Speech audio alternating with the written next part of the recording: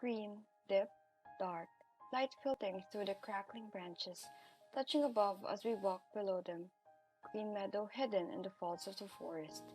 Where is it now?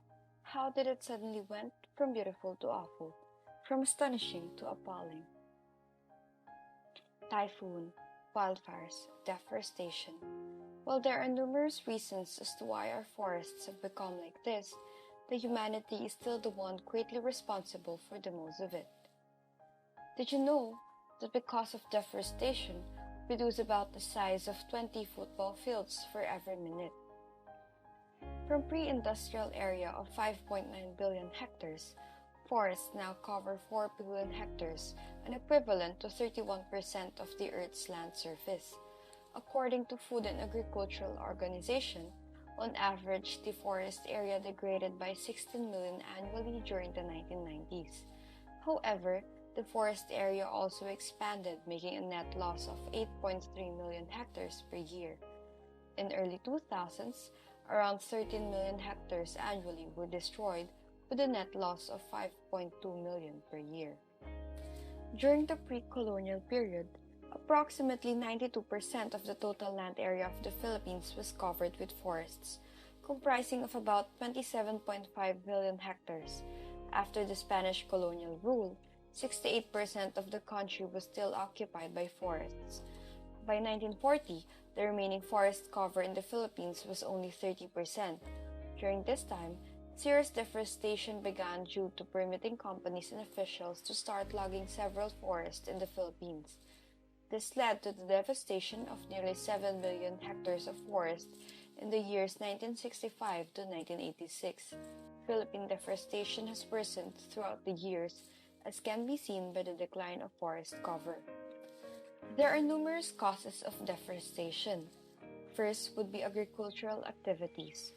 Due to growing population, there are more food demand which makes use of forests for agricultural expansions. Second would be logging. There are industries who uses these outputs of the wood industry as the inputs for their production. Third would be urbanization. Forest areas were cut down in order to create areas for the new establishments and infrastructures that consumes a huge amount of wood. Now, why should we be wary of deforestation? Landslides, erosions, displacement of indigenous people, climate change, and endangerment of animal and plant species are some of unwanted effects deforestation can bring in the environment. Primarily, the loss of trees may result to landslides and erosion. If this happens along the river, it may also cause siltation, which reduces the ability of the river to hold water.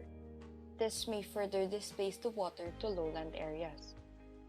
Displacement of indigenous people can cause conflicts when these groups of people who live on their ancestral lands are dispossessed. Displacement of animal life and plant life may also be evident. Some animals or plants which are endemic may become extinct because of the changes in their natural habitat. Today, countless of species are endangered and many animals are extinct. In the Philippines, for instance, there are 1,196 known species of amphibians, birds, mammals, and reptiles, according to figures from the World Conservation Monitoring Center. 45.8% are endemic, meaning they exist in no other country, and 14.7% are threatened. Philippines is also a home to at least 8,931 species of vascular plants, of which 39.2% are endemic. According to the Population Reference Bureau, approximately two-thirds of the country's original mangroves have been lost. The productivity of the country's agricultural lands and fisheries is declining as forest areas become increasingly degraded and pushed beyond their capacity to produce. And rapid forest loss has eliminated habitat for unique and threatened plant and animal species.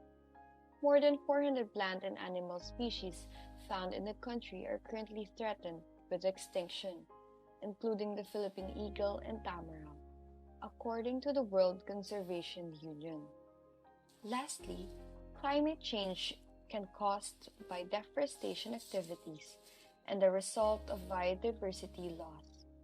Affected areas may be more vulnerable to severe weather fronts. Without the cooling insulation of the forests, a wide range of weather phenomena may be experienced, such as droughts and floods. Also, biodiversity erodes the health of the planet and has a direct impact on all our lives. Put simply, reduced biodiversity means millions of people face a future where food supplies are more vulnerable to pests and disease, and where fresh water is in irregular or short supply.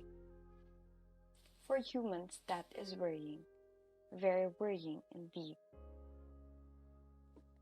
However, the government, private sectors, and communities have done many initiatives in the past to prevent deforestation and to rehabilitate forests.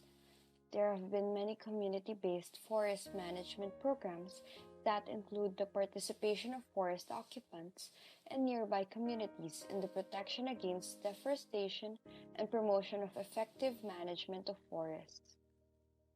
One of them is the National Greening Program, which aims to plant 1.5 billion trees, covering 1.5 million hectares for a period of 6 years. Logging ban policies have also been implemented in many provinces to preserve remaining forests.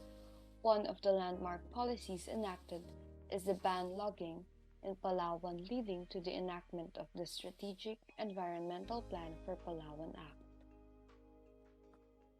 Nonetheless, reforestation efforts are not enough to preserve the forests because of the rapid deforestation rate of the Philippines, as seen in the graph found in Kalikasan's article.